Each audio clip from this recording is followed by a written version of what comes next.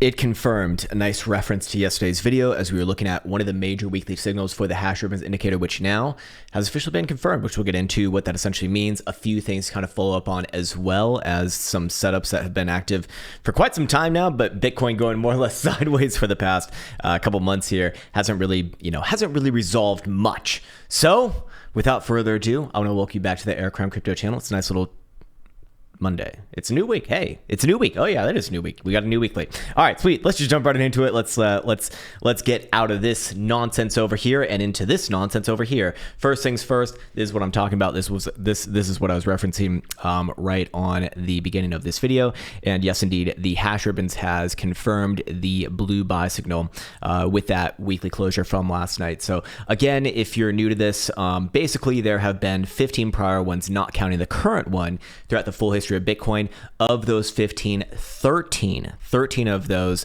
were essentially long-term major buy signals for long-term sustained price action. In fact, the kind of price action where Bitcoin never, at least to date, has come back down and closed below those signals, or at least the low before that signal. Essentially, I'll go over a quick example right here to kind of just hammer in the point, and then we'll get back into the rest of the content. But basically, here's your blue buy signal coming in from August of 2016. The last prior low before that was right here in this red circle. Let me actually get a little bit better. And as you can see from there, Bitcoin never even came back down and even tested around it, to be quite frank with you.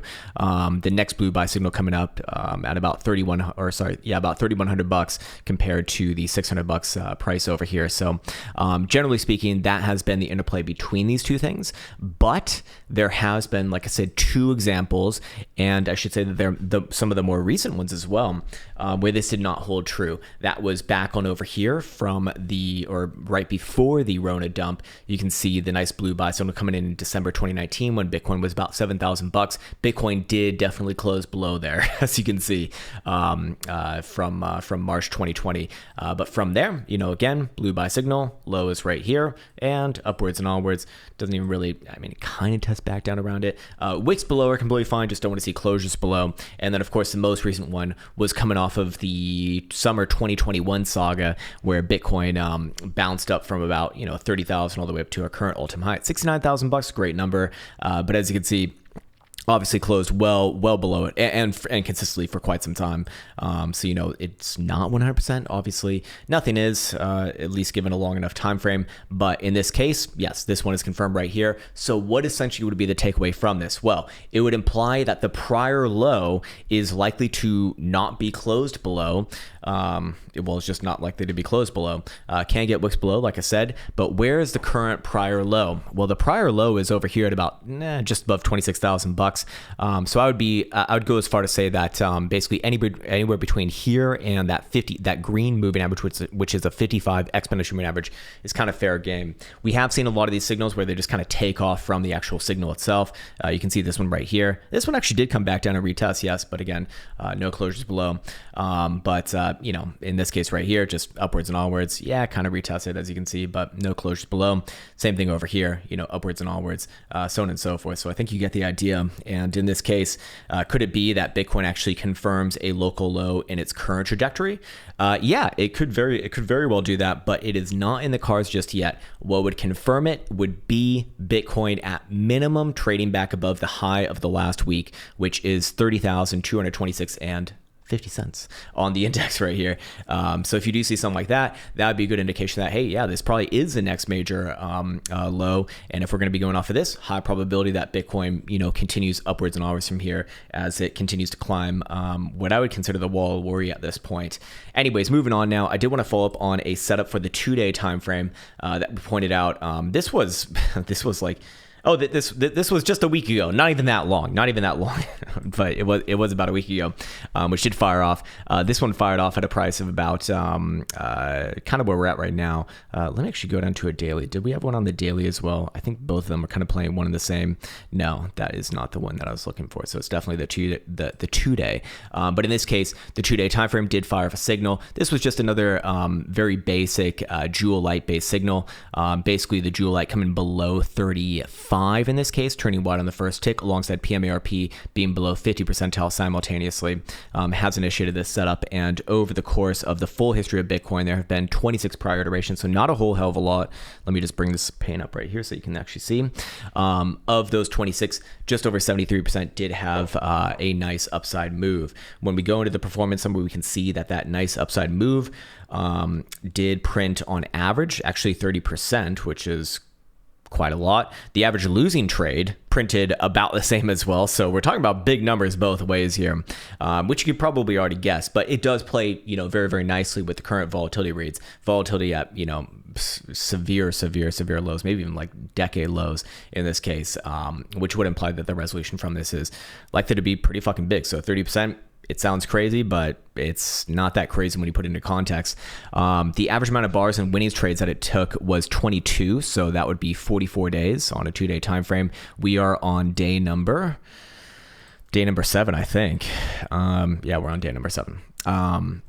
And the average amount of bars and losing trades was significantly more than that. So basically, the longer that Bitcoin goes on sideways here, let's say for like another month and a half, the more and more likely that it's going to be a failure. I believe we also had a 12-hour setup as well. I believe it was based off of this right here. No, it must have not been this one. Let me see. No, that's not it. Or maybe. Let's see if we can find it. I feel like I had another setup on a 12-hour time frame. Yes, I did. Okay, yeah, it is right here. This one also fired off. This one fired off like quite some time ago, about 2 Thursdays ago. But I do think it'd be wise to follow up on this. Yeah, very similar to the past one, Joolite based, slightly different numbers right there. 68% probability, in this case, did produce some nice upside moves over the course of 47 trades. But I did want to point some out here. The average amount of bars and winning trades was 21. And we're certainly over the 21 mark by now, I do believe. So yeah, we are on 35 bars actually. And the average amount of bars and losing trades was 38, which is very interesting. So this one would actually be, if you're going off of that, you could start to interpret this as maybe more likely to print a loss. Now, again, these are averages. They're not, certainties or anything like that. But did think that, if you are looking at it that way, which a lot of the time I do, that could be taken in that fashion. But essentially, what would confirm the breakdown and likely a move all the way down to probably just below $27,000 still would be the same thing. Need to go over here, perhaps. Yeah, we could go over here to the HPDR range indicator, and in this case, still 28.5, basically the wick low of this current consolidation. Bitcoin starts to trade below there. Yeah, probably going to see a nice girthy red dildo party all the way down, somewhere between like 26.7 to 26.9, basically, is kind of where I'd be looking towards. Until then, technically speaking, those setups do have a higher probability for upside price action, but as you can see, the 2-day time frame can take a lot more time, and the 12-hour time frame is starting to take too much time. So what do I make of that? I honestly don't know. I think that we're kind of just in a very novel situation right now with extreme lows on volatility. So the other thing that I wanted to point out is that Bitcoin is starting to bake in, if you've been on this channel for a while now, you already know where I'm going with this one. It's starting to bake in, damn it. Is it bacon or is it bake-in? It's starting to bake in another 5-day setup.